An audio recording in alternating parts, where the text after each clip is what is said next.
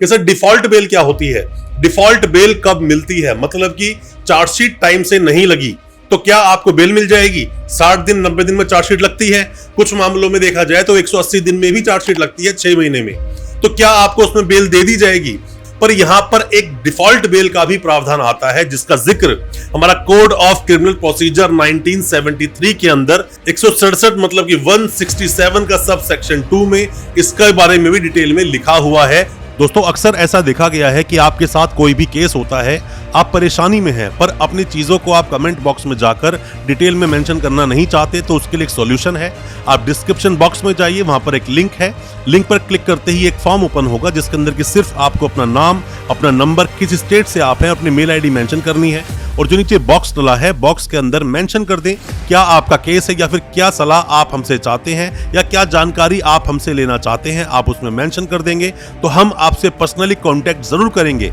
और कोशिश करेंगे आपकी मदद करने की। जो भी आपने हमसे सवाल पूछे हैं या जो भी आपकी समस्या है उसका हम सॉल्यूशन आपको जरूर देंगे। दोस्तों हमने बेल पर जितनी भी वीडियोस बनाई हैं आपके लिए, जितने भी वीडियोस में आपको बताया है कि आप बेल कैसे लेंगे, उन्हीं सब वीडियोस को देखते हुए, चाहे वो एंटीसिपेटरी बेल रही हो, थाने से ही बेल आपने ले ली हो या फिर आपने बेल ली हो हाई कोर्ट या सुप्रीम कोर्ट से, रेगुलर बेल आपने ली हो, चाहे इंटरिम बेल ली हो, इनमें बहुत सारे सवाल आप लोगों ने पूछे, तो उन्हीं सवालों के जवाब देते हुए हमने पहले एक वीडियो बनाई थी कैंसिलेशन ऑफ बेल, जिसमें 439 के सब सेक्शन 2 का हमने जिक्र किया था और आपको बताया था कैसे कैंसिलेशन ऑफ बेल की एप्लीकेशन आप लगाएंगे तो किसी की आप बेल एप्लीकेशन कैंसिल करा सकते हैं और साथ में वापस उसको जेल भेज सकते हैं। उन्हीं वीडियोस में बहुत सारे कमेंट्स थे हमारे पास, व्हाट्सएप पर भी आपने बहुत सारे हमें मैसेज किए कि हम वीडियो बनाएं कि सर डिफॉल्ट बेल क्या होती है, डिफॉल्ट बेल कब मिलती है, मतलब कि चार्जशीट टाइम से नहीं लगी तो क्या आपको बेल मिल जाएगी। 60 दिन 90 दिन में चार्जशीट लगती है, कुछ मामलों में देखा जाए तो 180 दिन में भी चार्जशीट लगती है, 6 महीने में, तो क्या आपको उसमें बेल दे दी जाएगी। डिफॉल्ट बेल क्या बोलता है, कौन से सीआरपीसी के सेक्शन में इसका जिक्र किया गया है, क्या जजमेंट्स है और किस तरह से आप ये बेल ले पाएंगे, उन्हीं सब के बारे में डिस्कस करेंगे अपने इस वीडियो में। ज्यादा कुछ जानने के लिए दोस्तों बने रहिए हमारे इस वीडियो के साथ।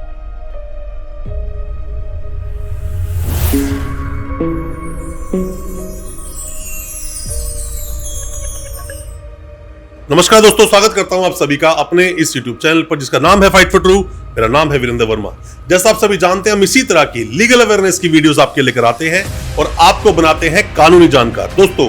हमारे जीवन में किसी भी इंसान की जिंदगी में कभी ना कभी एक ना एक बार थाने पुलिस से वास्ता पड़ता जरूर है और जब भी वास्ता पड़ता है तो आपके हाथ पांव फूल जाते हैं क्योंकि आप कानून को जानते नहीं है। उससे ज्यादा प्रॉब्लम तब खड़ी हो जाती है जब कोई भी आपका जानकार, सगा संबंधी या खुद आप अरेस्ट होने के कगार पे खड़े हो जाते हो, अरेस्ट आप होने वाले हो, जेल आप भेज दिए जाओगे, अब आपकी बेल कैसे होगी। दोस्तों वैसे अगर देखा जाए तो हमारे देश का जो कानून है वो क्या बोलता है, जजमेंट भी उसके ऊपर आया था, जजमेंट का नाम मैं आपको बताऊंगा, Balchand alias Ballia versus state of Rajasthan, 1978 का ये जजमेंट है। जजमेंट ये क्या बोलता है, ये बोलता है बेल मिलना अधिकार है किसी का भी और जेल एक एक्सेप्शन है, मतलब कि जेल कुछ ही कंडीशंस में भेजा जाए जब प्राइमा फेसी दिखता हो कि हाँ यहाँ पर क्राइम घटित हुआ है और वैसे किसी को भी बेल दे देनी चाहिए अगर बेल बनती है, थोड़े से भी ग्राउंड्स बनते हैं। पर यहाँ पर एक डिफॉल्ट बेल का भी प्रावधान आता है जिसका जिक्र हमारा कोड ऑफ क्रिमिनल प्रोसीजर 1973 के अंदर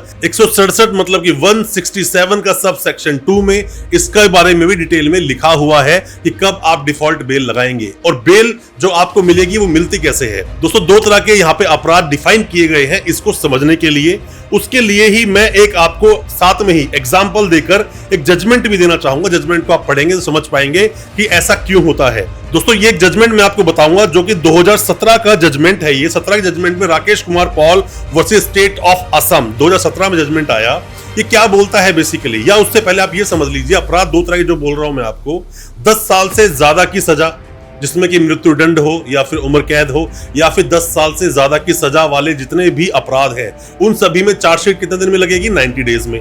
मतलब 90 डेज का मैक्सिमम टाइम दिया गया है। जितने भी अपराध 10 साल से कम की सजा के हैं उन सभी के अंदर 60 डेज में चार्जशीट लगाना अनिवार्य है। पर एनडीपीएस के मामले में अगर कोई भी आपका जानकार, सगा संबंधी अगर बंद है, 4 महीने हो गए, 4.5 महीने, 5 महीने हो गए, अभी तक चार्जशीट नहीं लगी, आप 167(2) के प्रावधान से अगर जाके बेल लगाओगे तो बेल आपकी वो सुनवाई नहीं होगी, क्योंकि रीजन सिर्फ इतना सा है इसके अंदर, क्योंकि यहाँ पर 180 दिन तक का भी एक प्रावधान है। 180 दिन के अंदर भी चार्जशीट लगाई जा सकती है एनडीपीएस के जैसे मामलों में। अब दोस्तों इसमें एक और एक्सेप्शन आता है आपके लिए। मान लीजिए 90 डेज तो हो गए, 90 डेज 91वां या 92वां दिन है और आपने एप्लीकेशन नहीं लगाई, बट उससे पहले आईओ साहब जाकर एक एप्लीकेशन दे देते हैं और बोलते हैं इन्वेस्टिगेशन अभी बाकी है, या मुझे उसे पकड़ना है, या फिर यहां पर जाना है, कुछ वेरीफाई करवाना है, या कुछ भी एक्सक्यूज देकर एप्लीकेशन लगा दी, तो आपकी अब इस एप्लीकेशन पर 167(2) की एप्लीकेशन जो बाय डिफॉल्ट बेल की एप्लीकेशन है उस पर सुनवाई नहीं होगी,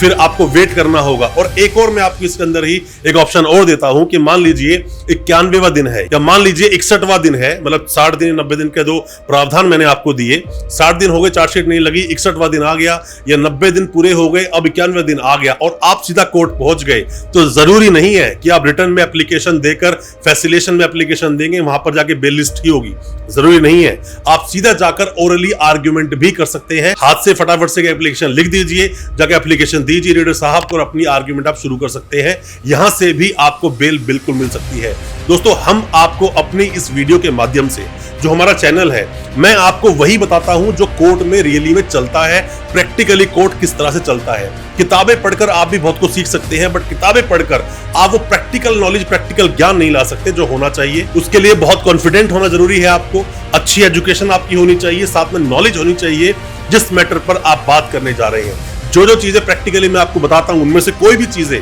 आप फॉलो करोगे तो आपको उसमें रिलीफ मिलेगा जरूर। 167(2) के अंदर बाय डिफॉल्ट बेल का जो प्रावधान है जिसके बारे में मैंने आपको बताया, आप ये एप्लीकेशन मूव करेंगे तो आपके क्लाइंट को, अगर आप वकील साहब हैं, अपने क्लाइंट को, आप नए लॉ स्टूडेंट हैं, सीखिए, और आपके खुद पर कोई केस चल रहा है तो आप देखिए कितने टाइम में चार्जशीट लगी, और अगर ये डेज पूरे हो रहे हैं तो अपने वकील साहब को आप बताइए। अब कई केस ऐसे भी आते हैं प्रैक्टिकली जो मेरे सामने हुआ, मान लीजिए कोई चीटिंग का एक छोटा सा केस था, चीटिंग के अंदर कोई मामला था, 420 सेक्शन उसके अंदर लगा हुआ था। जैसे ही मैंने वहां पर बेल अपनी मूव की 15 या 16 दिन के बाद, और जब मैंने आर्गुमेंट किए तो ऑर्डर दिया गया कि इंटरिम बेल ग्रांट करते हैं। 15 दिन में जैसे मैंने बेल लगाई तो इंटरिम में ग्रांट कर दिया 45 डेज का, कि 45 डेज तक का आपको हम इंटरिम एक पीरियड देते हैं, रेगुलर बेल नहीं है, इंटरिम मिल गया। अब 60 दिन में चार्जशीट लग जाएगी, चार्जशीट लगते ही सब चीजें क्लियर हो जाएंगी। अब आप क्या करो, यहां पर अगर 60 दिन में चार्जशीट नहीं लगी, क्योंकि वहां पर जो आपके केस के आईओ है वो यही सोचेंगे कि बेल हो गई है, पर उन्होंने अगर 61वें दिन तक भी अगर चार्जशीट नहीं लगाई, फटाफट जाकर आप डिफॉल्ट बेल लगा दो। ऐसे सेम केस में कई बार कर चुका हूं, बेल यहां मिल जाती है।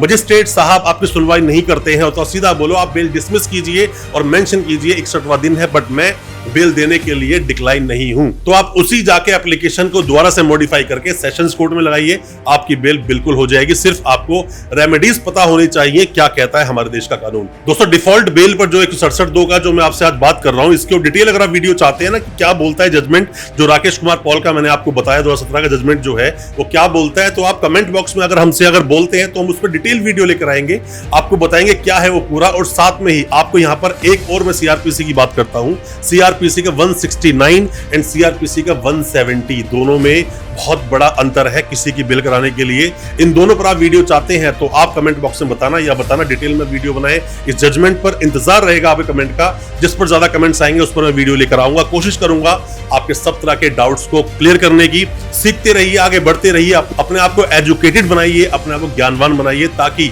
जब आप कोर्ट में खड़े हो या आप पर केस हो या आप केस की पैरवी करने गए हैं तो कॉन्फिडेंटली अपनी बात को आप कोर्ट में रख सके। दोस्तों अच्छा लगा आज का वीडियो, हमारी वीडियो को ज्यादा से ज्यादा अपने दोस्तों, परिजन, परिवार में शेयर करें ताकि वो भी अपने आप को कानूनी जानकार बना सके। और साथ ही हमारे चैनल को सब्सक्राइब करना बिल्कुल ना भूलें, साथ में लगा बेल आइकन जरूर दबा दें ताकि इसी तरह की लीगल अवेयरनेस की वीडियोस हम आपके लेकर आ सके सबसे पहले। बहुत बहुत शुक्रिया दोस्त, धन्यवाद हमारी इस वीडियो के साथ बने रहने के लिए।